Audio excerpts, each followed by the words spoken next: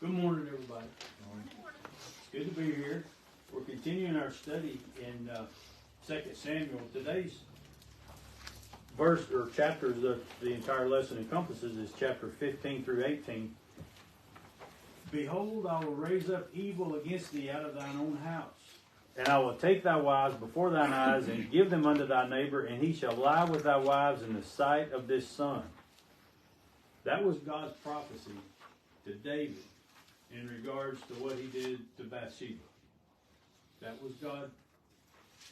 And it's not just a prophecy that,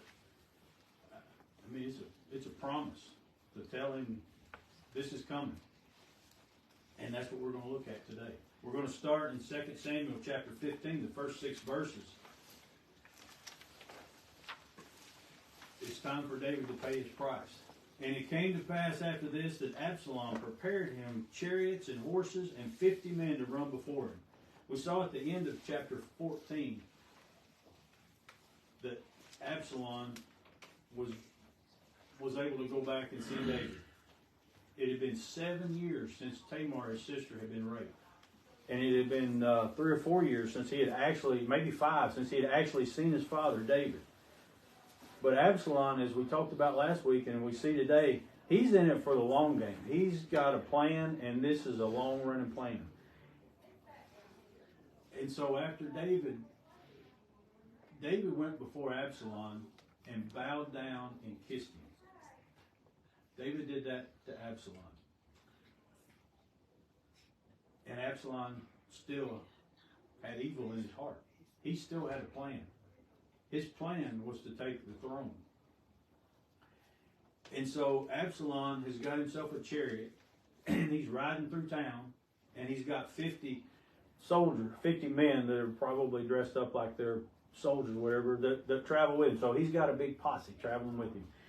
And Absalom rose up early and stood beside the way of the gate. And it was so that when any man that had controversy came to the king for judgment, then Absalom called unto him and said, Of what city art thou? And he said, Thy servant is of one of the tribes of Israel. So what Absalom was doing was every day he would get up early and he would ride in his chariot and take his men, and they'd go sit at the city gate.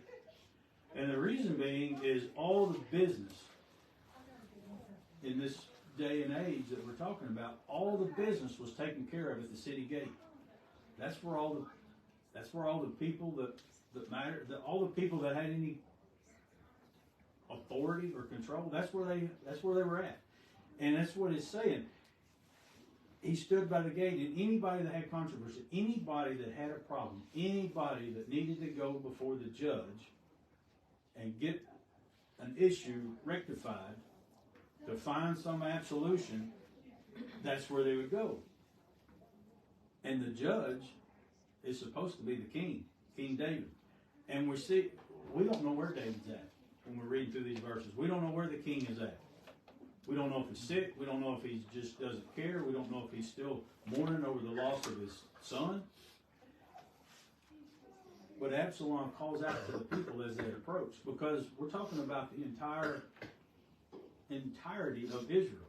All the various cities, all the various tribes that make up Israel. And the people would come to Jerusalem to seek, like I said, a resolution or seek judgment. And he would call out to them, Of what city art thou?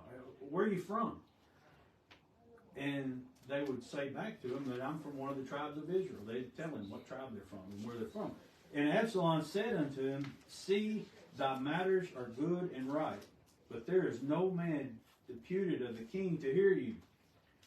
Absalom would tell him, Look, I know what you need done is right. I know you got a problem, and I know you deserve an answer.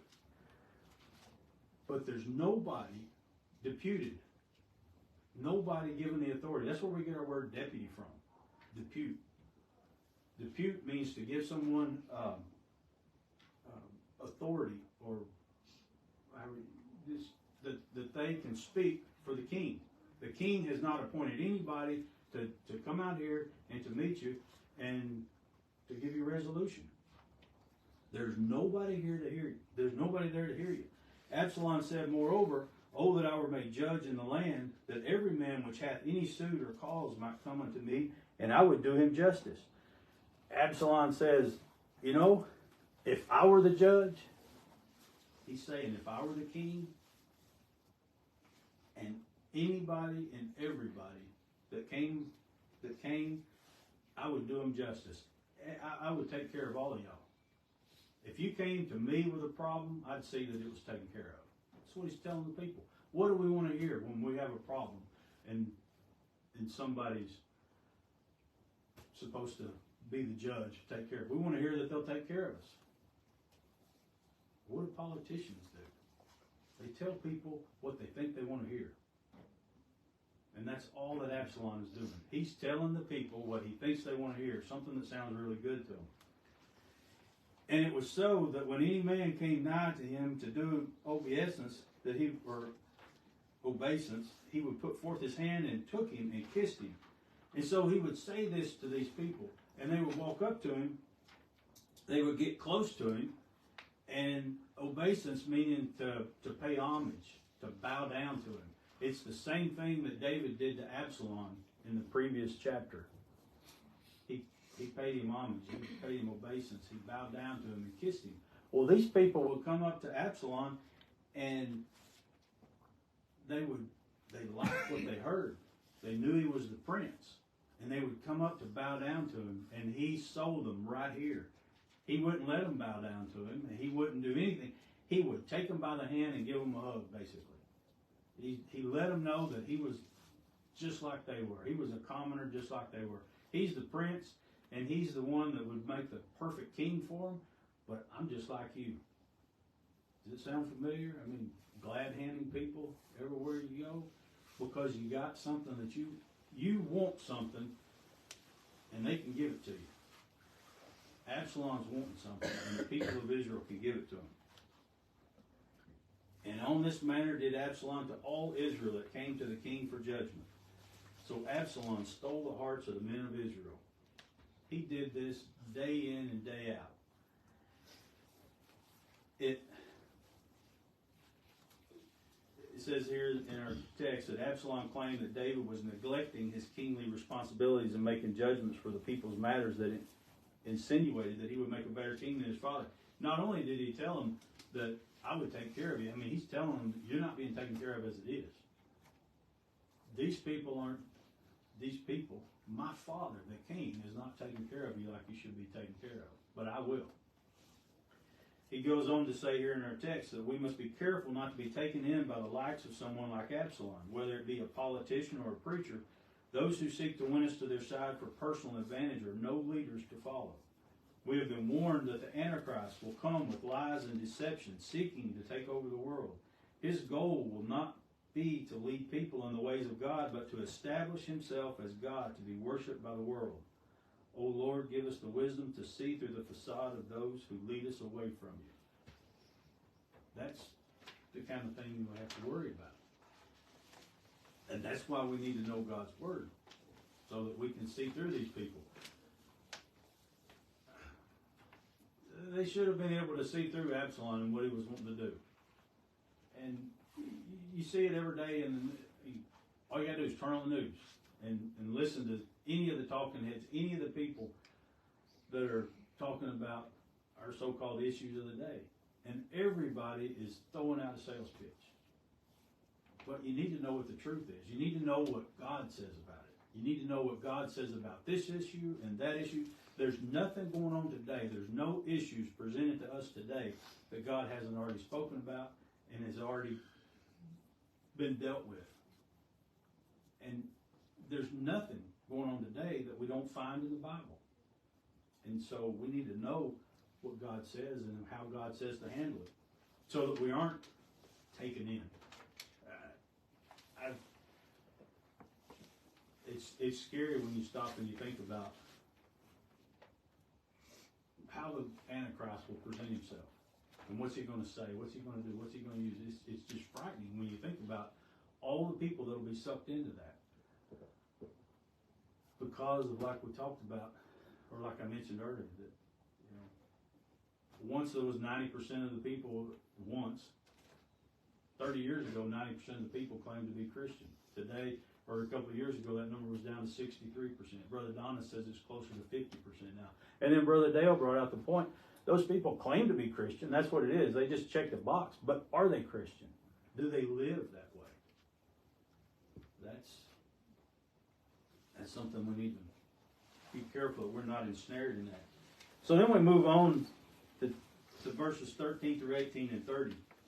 But the verses that aren't in here, the verses 7 through 12, the first thing is verse 7 says, if you look at the King James Version, it says that Absalom did this for 40 years.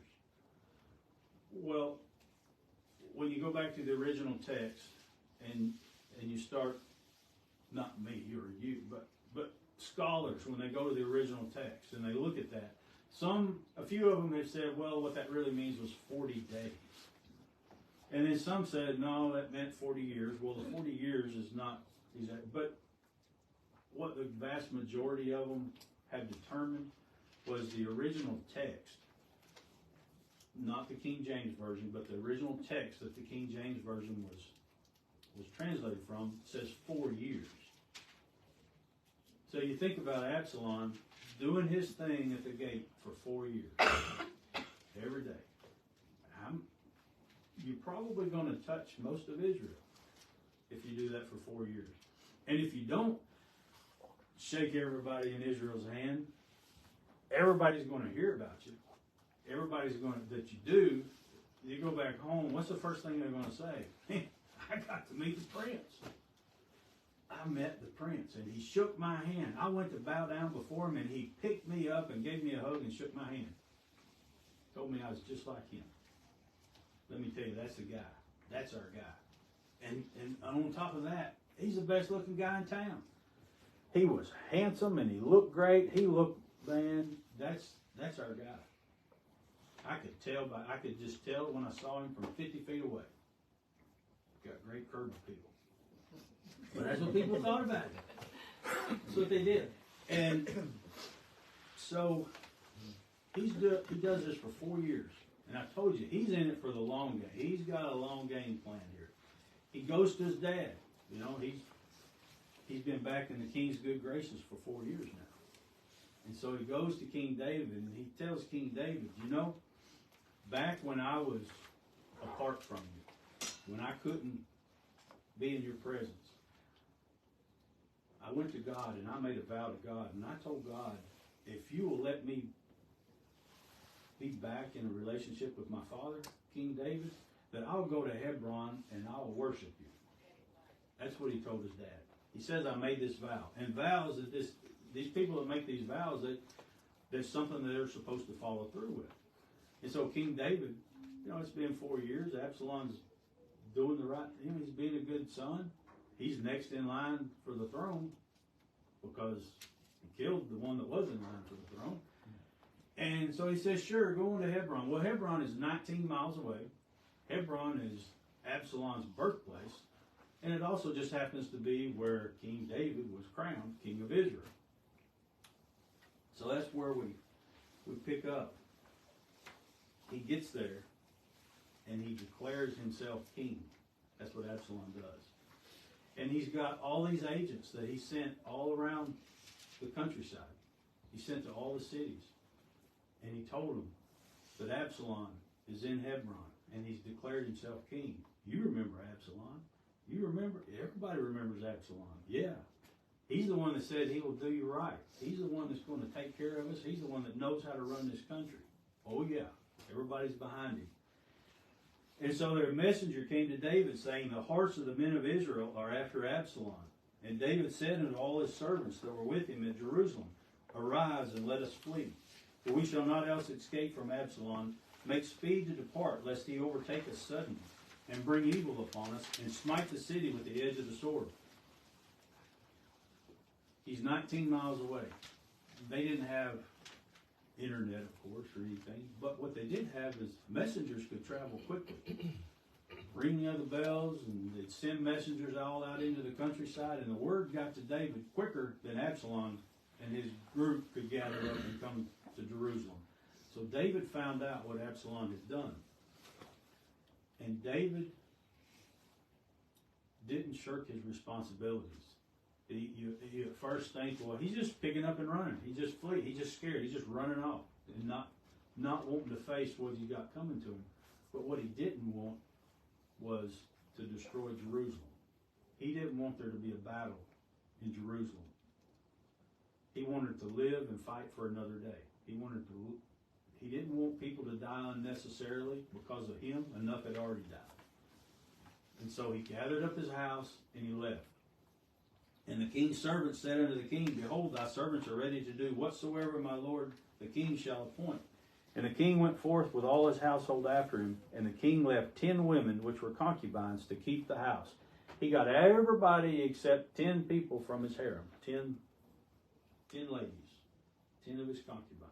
And he left them there to watch after the house. And the king went forth, and all the people after him, and tarried in a place that was far off.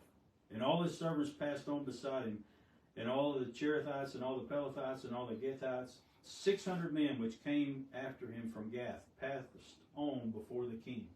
You remember way back when he was living with the Philistines, running from Saul? He was living in Gath. So we have, among all the people that are traveling with David, 600 Philistine warriors. People that had,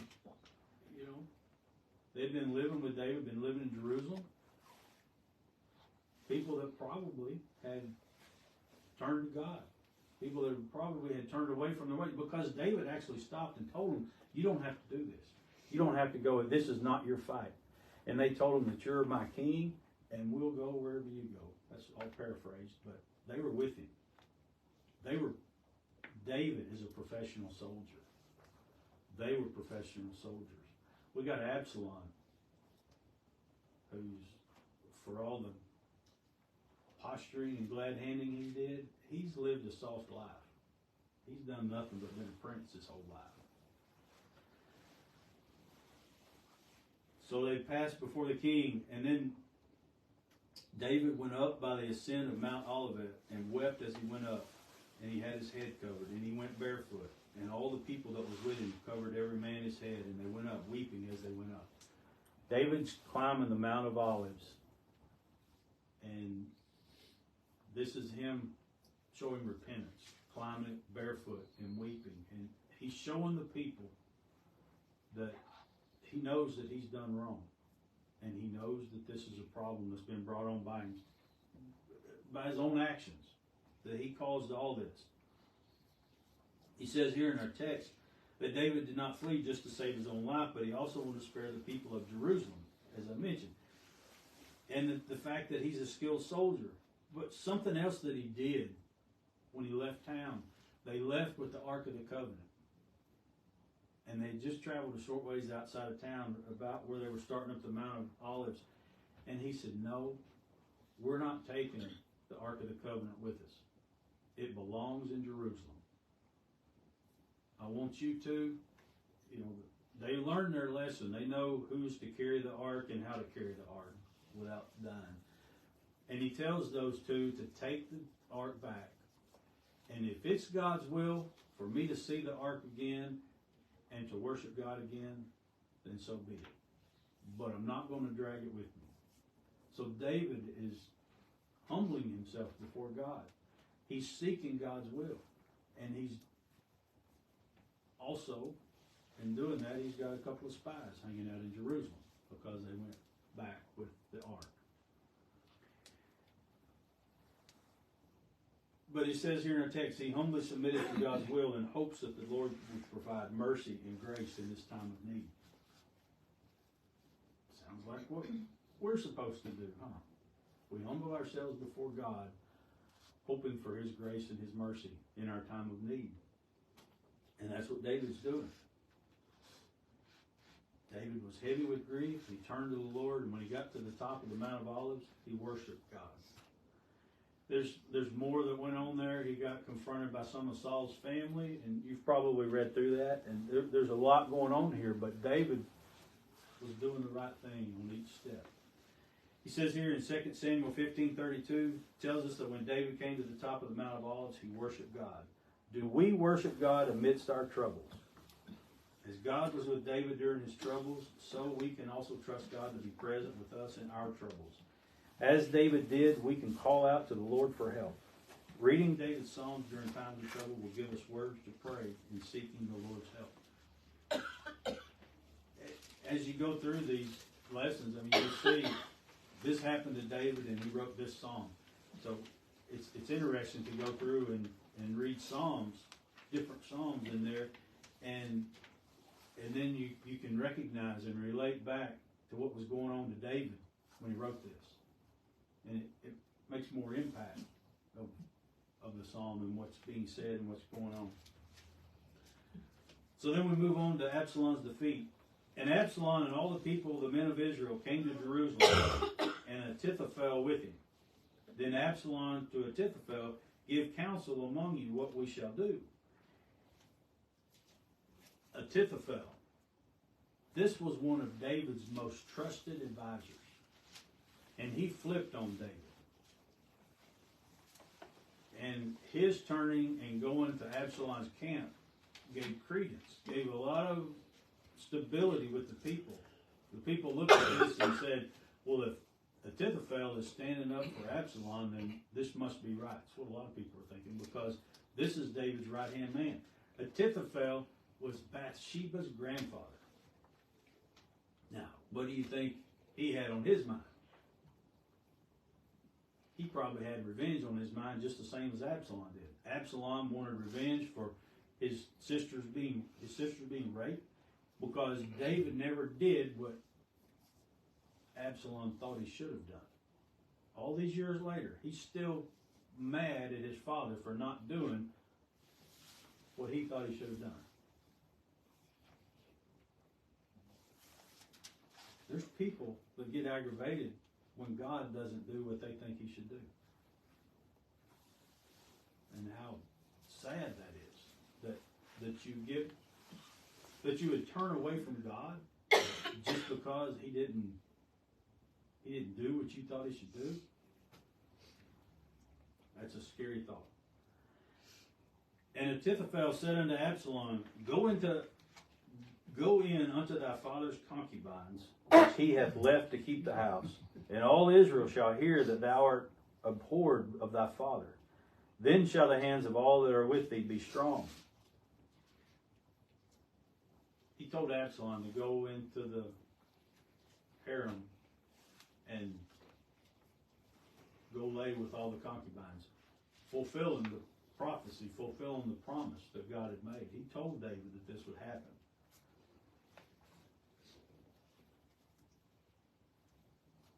And then they go on, and we're talking about they're laying out a plan, what they should do.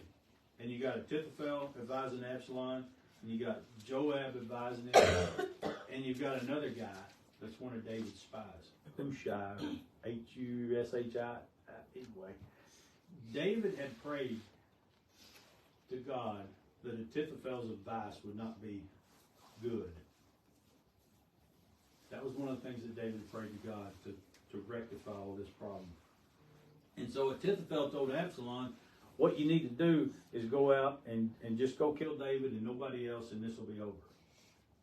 And the other advisor said, no, that's not. David is just going to hide up in the hills. If you go attack the town where you think he's at, he's going to be hiding in a cave. He did that with Saul. He did it for years. You're not going to find him that way. You're going to have to gather up an army, and you're going to have to take him on. And so it gave David time, by Absalom gathering up his army. It gave David time to get his people together. And they gathered, and where they met up, you got David's professional soldiers, and he knew how he could take care of this army that was outnumbered by. They were close to this forest, so they were fighting. David split up his army into three. And there were trees, and there were creeks and ditches and bogs, and there were all kinds of things that if they weren't familiar with it, it was going to hamper a bigger army from attacking this smaller force.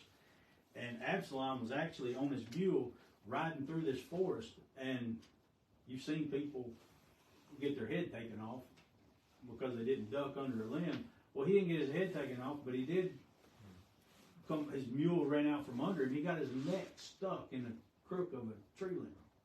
And he's hanging from the tree limb. And then Joab, I may not tarry with thus with thee, and he took 3 darts in his hand, and he thrust them in the heart of Absalom while he was yet alive in the midst of the oak. David told him, whatever you do, don't kill Absalom. Don't kill my son. And Joab, the commander of the army, he goes up there. He said, I'm going to take care of this problem here and now, right now, because Joab had already been used by Absalom. Remember, Absalom wanted to go see David, and he wouldn't do anything about it, so Absalom went and burned Joab's fields to get his attention. And then he turned on them all. And then 10 young men bare Joab's armor, compassed about and smote Absalom and slew him. So Absalom's dead. And then they send a runner back to tell David what's happened, because they told David not to come with us. You stay in town. We need to protect you. And so they send a runner back, and one guy wanted to go and tell them what was going on, but they thought more of that fella, so they sent a guy that didn't mean as much. They sent him on, and then this other guy said, well, I'm going anyway. And he took a different route that was easier but longer, and he got there quicker. But David could see them both running up, and that was the thing. In that day and time, when you saw one messenger coming, it was good news. If you saw 2 messengers coming, it was bad news. And Joab was afraid of how David would respond when he found out that his son was dead. That's why he didn't want to send somebody that he thought much of. And the king said unto Cushai, is the young man Absalom safe? And Cushai answered, the enemies of my lord the king, and all that rise against thee to do thee hurt, be as that young man is. He couldn't tell him in straightforward and plain English or Aramaic or whatever they spoke. He's dead. He said, man, I wish everybody that raised their hand against you and every enemy you've ever had was in the same shape as him. So the king was much moved. He knew what that meant. His son's dead. And he went up to the chamber over the gate and wept. And as he went, thus he said, O my son Absalom, would God I had died for thee, my son, my son. David went and mourned because he was sad that his son had died, was dead. I mean, it was still his son, even after all these years of everything that had gone on. He was still mourning the loss of him. It says here that David's grief over Absalom was increased by thoughts of how things could have been different if he had handled things differently with Absalom in the past. It is bad enough to suffer a loss, but to suffer a loss of your own making makes it all the more bitter. David knew that everything had come home to roost. He started all of this when he was hanging out on his roof, lounging around, taking a nap, when the army was out fighting, when the king was supposed to be with the army fighting. And he's just lounging around and, oh, hey, there's a lady over there. I don't know her, but I think I'd like to. That's how it started. And now here we find that he's got a daughter whose life has been ruined. He's lost 2 sons, actually 3. The first son that Bathsheba had died. And then his oldest son died. And then his second oldest son has died. His house has been destroyed. He's not surprised because he had already been promised this. He asked God for forgiveness. He repented from what he had done, but he was still not relieved of the consequences of his sin. And that's what he's seeing, and that's what he's feeling. He says here, only in storybooks do we have happily ever after endings. Most of the time, the endings of conflicts are not without grief and loss. Maybe you have felt the grief of losing a child or suffered from family conflicts. Maybe you have suffered from divorce or church splits. Our world never lacks in troubles. Some of them are of our own making, and some are caused by others. Either way, they are troubles that cause us to hurt. The good news is that the righteous cry, and the Lord heareth and delivereth them out of all their troubles. Do not allow righteousness to intimidate you. The only righteousness we can have is that given to us in salvation through Jesus Christ. We can be saved by calling on the Lord in faith to save us, and we can find deliverance from all our troubles in the same way, and we can be credited with His righteousness. And that's why God will answer our prayer. That's why God will take care of us and deliver us. I was reading through some different commentaries as I was studying this lesson this week, and I ran across one quote that one commentator had written, and it really struck home or brought it home, whatever. He said, sin is never trivial, and grace is never cheap. Sin is never trivial. Any kind of sin, however small or great we think it is, it's tremendous to God. It's disobedience to God. And grace is never cheap. And my first thought was, well, we don't pay a price. We don't have to pay anything. It's Jesus paid that for us, so it doesn't cost us anything. That's right. It doesn't cost us anything. But that doesn't mean that the price wasn't cheap. The price was God's only Son, Jesus Christ. That's why He says grace is never cheap. It wasn't cheap to send His own Son to suffer for each and every one of us. And that's why sin is never trivial. David's life shows us that sin is never trivial. Jesus Christ, on what He did on the cross, He died on that cross because our sins are not trivial, because He wanted us to spend an eternity with Him. And it was not cheap. It was His life. And with that, I'd like for us to go on Lord in prayer. Heavenly Father, we come to You so thankful, Lord. So thankful for Your Son, Jesus Christ. So thankful, Lord, that You don't just abandon us because of our sinful ways. And I just pray, Lord, that we understand just what we were talking about, just that sin is never trivial and that grace is never cheap. That the price that Your Son paid for each and every one of us was not cheap. I pray, Lord, that we'll reach out into the world around us, our community, those people that You've placed before us. Those folks that sometimes we think, just, where'd they come from? How did I haven't seen them in years, but here they are. We need to recognize, Lord, that there's something that You wish for us to share. And it's just my prayer, Lord, that we will step up and take advantage of each and every one of those opportunities. I ask that You bless the service this morning and Brother Donis and Your words that he's about to share with us on that. And I just pray that in all that we do, we bring honor and glory to You. In Your Son, Jesus' name, I pray. Amen.